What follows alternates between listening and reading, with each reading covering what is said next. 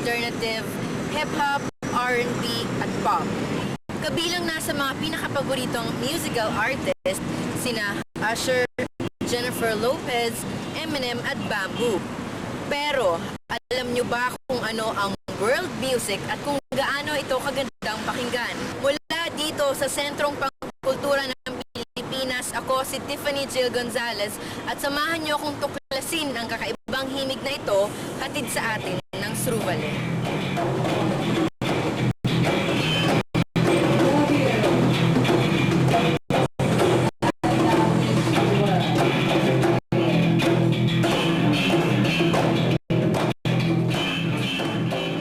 Marami din kaming napagtanungan kung alam ba nila kung ano ang world music.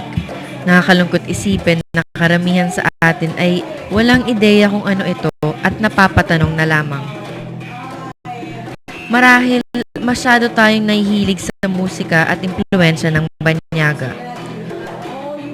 World music ang tawag sa musikang hindi nabibilang sa mainstream popular music or classical music.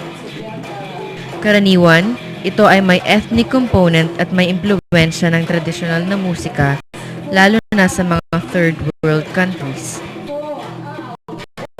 Kakaunti lang dito sa Pilipinas ang tumutugtog ng world music. Isa na dito ang Sruvale. Noong una namin silang marinig sa Writers' Night sa Fudge, Espanya, kami ay nabighani sa kakaibang saliw ng musika. Kasabay ng aming pagpuri sa kakaibang musikang ito ay ang katanungang, ano ito?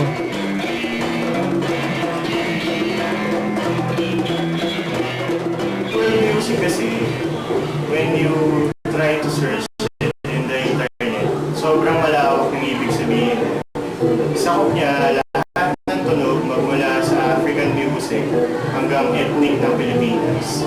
So kami, bilang mga medyo artist kami na nagpe-paint, so medyo na-inspire kami to do something na hindi ni-level sa type of music na meron tayo sa Pinas. So gusto namin medyo ma-uplift. Yung unang goal namin is marinig ng mga tao kung ano yung ethnic music. So pinipreserve namin yun from Muslim music, from the different cultures sa North, yung mga tribes sa Baguio, sa Benguet. Tapos pinipresent namin yun into something na usually mapapanood sa bar. Diba? So yun ang goal namin. Sina Royce, Ryan, Adlay, Kaloy at Richie, mga miyembro ng Sruvale. Isang grupo ng inspiradong artist na naglalayong maihatid sa karamihan ang naiibang himig ng world music. Napag-alaman namin na matagal nang nahihilig sa musika ang mga ito. 10 taon nang tumutugtog si Royce. Si Ryan naman ay may 3 taon na. Samantalang si Adlay ay 11 taon nang tumutugtog. Si Mark, isa sa mga laging nakaka-jam ng grupo, ay may hilig dito mula pa nung high school. Hindi nila itinatanggi na marami na rin silang napagdaan ng ibang grupo at uri ng musika. Pero dito na yata nila nakita sa world music ang pagmamahal nila sa musika. Sometimes, hindi lang to pang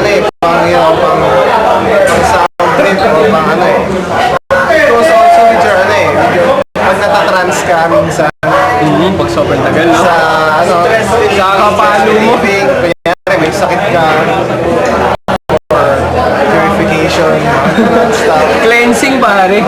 Purging. So, itong world music, puso talaga. It's all for art and nothing else. Para sa mga artist o musikero, medyo may kahirapan ang paglikha ng mga makabuluhang piyesa. Personal naming inalam kung saan sila humuhugot ng inspirasyon sa kabila ng hamon na ito. Nung nag-uumpisa pa lang kami, bumubuo kami ng mga kanta. Doon kami pumipwesto sa may Rojas. So, inuhugot namin lahat ng mga gusto namin tunog mula sa dagat, sa mga puno. So basically, lahat kami gusto namin. Na doon kami, napapalibutan kami ng isang parang mga puno, ganyan. More on environmentalist style, pero pinipresent namin sa kakaibang Yun, we draw our inspiration from the environment. Katulad nung isang piece namin, yung Ilaw Galaw. Kasi we've been jamming everywhere nga, from CCP to Greenbelt Park. So we were outside jamming sa harap ng CCP. And syempre sa harap ng CCP, automobiles. Wala yung ano namin So and so. So we were amazed by the different movements of the headlights, mga lights. Kasama na rin yung mga Kumikinang-inang. kumikinang oh. So we came up with a beat that goes along with the movement of the lights. That's why we call it Ilaw Galaw. Mahirap nga naman ang paglikha ng mga pyesa. Isama mo pa dito ang pag-e-ensayo at mismong pagtatanghal. Mahalaga para sa kanila ang pagiging natural at ang emosyon. Ayon nga sa kanila, mas maganda pag hindi mo alam ang ginagawa mo. Maging natural lang. Pero syempre, iliban pa dito ay ang halaga ng ensayo. Yung practice, kailangan regular talaga yan. Hindi porket na, may gig tayo bukas, parang nandun yung pressure. We have to let it flow naturally. We have to have a regular basis of practice. Tapos kasama na lang yung banding nun. So, hindi yung parang, may gig bukas, ano susot natin? Parang, hindi ka na makatulog. Parang yung susot ko. Kailangan mo pang igorot. Hindi. Bahag, Chong, bahag! World music eh. Natural lang. Kung ano ka, kunyari hip-hop ka, pero hindi mo world music eh. Pag live kasi, kahit anong practice mo, you capture that moment eh. As an artist, you capture that moment eh. Yung sinasabi mong emosyon kanina, kung ano man yung nararamdaman mo ng oras na yun, kahit na anong practice mo, yung emotion mo pa rin yung magdadala sa'yo in playing that certain music eh. Mas madadala ka or mas ma-feel mo. So, yun. Feeling ko, yung live kasi, yung artist, yung kinukuha niya yun. He claims that moment. So, maganda yun. For me, maganda. Pumunta kami sa araw ng kanilang ensayo at dahil naninibago ako sa mga instrumento nila at dahil sa kagustuhan kong masubukan ito, ay nakasali na rin ako. Ano tawag dito? Djembe. Djembe. Yung blood ito. Matigas ang ulo mo, tapos tamad ka maglagay ng tape. Yan. Wala. Wala. Pero nung bago ako, dito meron. Nakalinya yun. Tsaka dito. Bata-bata. Ito naman yung kay Kaloy Aganinta. This is called the Darbuka or the Dumbe from Morocco. And sooner na improvise nito Turkey. Parang Nandito kami ngayon sa Penguin Cafe and Gallery dahil tuwing Martes ng gabi ay nandito ang Truvale at nagtatanghal. Halika't silipin natin at pakinggan ang kanilang musika.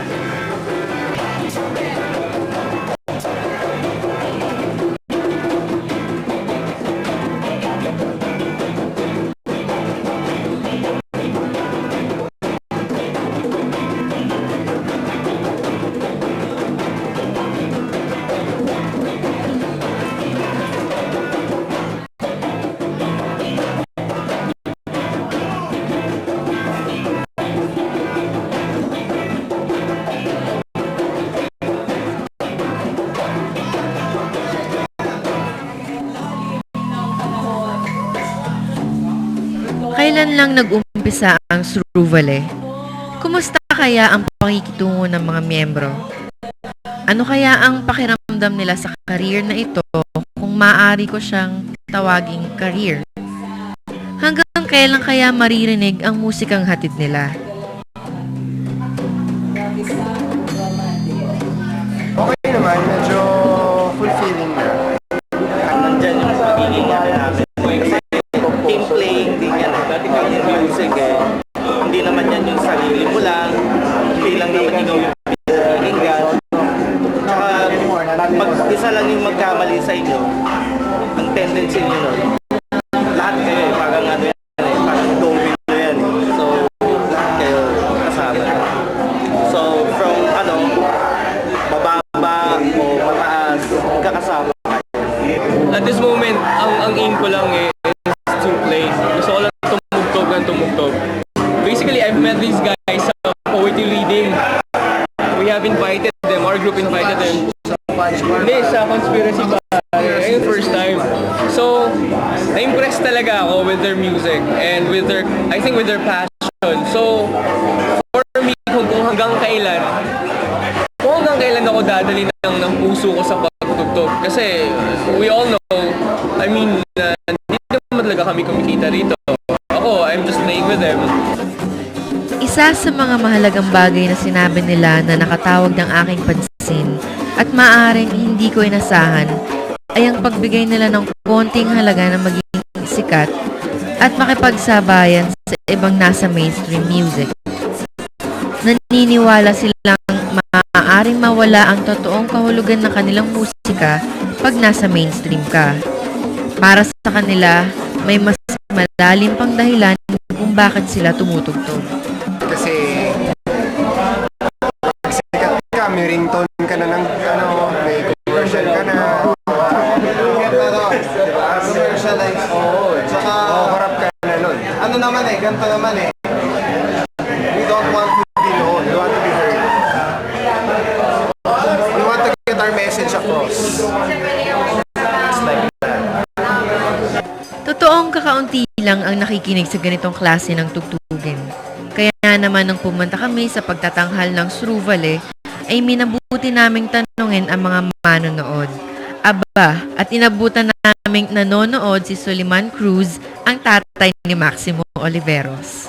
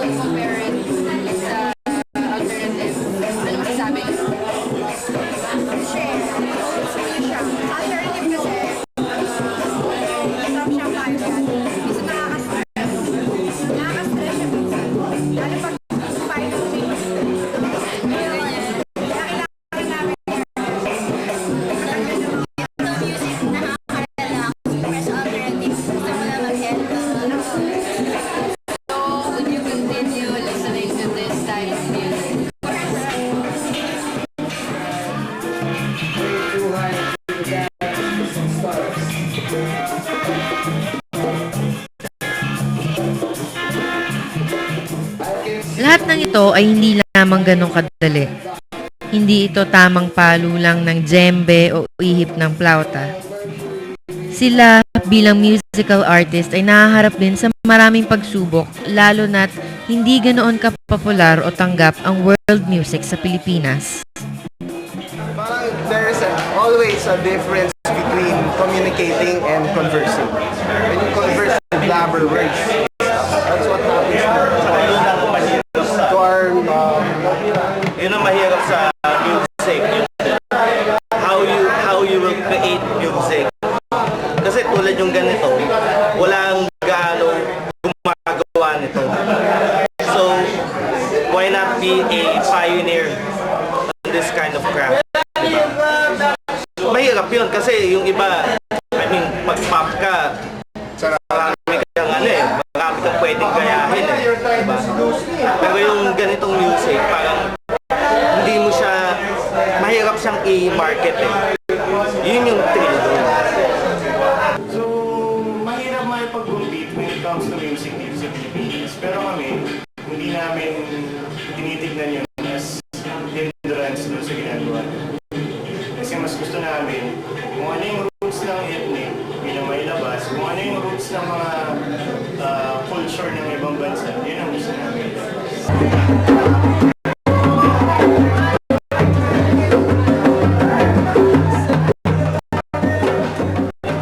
Bago matapos ang lahat, hindi ko nakaligtaang itanong ang isa sa pinakamahalagang tanong sa isip ko. Marahil kayo din, sa puntong ito ay nagtatanong na. Hindi ko talaga napigilang itanong kung ano ang ibig sabihin ng salitang sruvale at kung saan ito hango.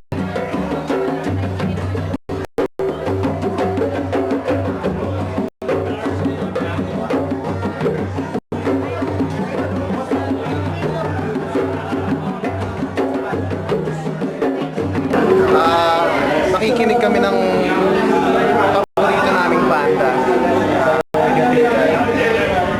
Tapos meron isang kanta doon na chant siya. Parang akala namin, Sruvale! Parang, oh maganda yan, Sruvale. Parang, alam mo ibig sabihin nun? Hindi. So, okay yan. Nag-research talaga kami kung ano ibig sabihin. Wala talaga ibig sabihin. So, sa akin naman, okay din yung walang ibig sabihin. Kasi, we are expressing the abstract language. Parang ganito yan Abstract art is nonsense. Nagkakaroon na ng sense yan pag nagsisingin sa bawat individual. And then they convey, they share their aspects, their concepts about the abstract art thing that they see or experience. So that's how Sruvale express their they convey, you also convey, tapos we're one happy community, living together, appreciating each and everyone's concepts.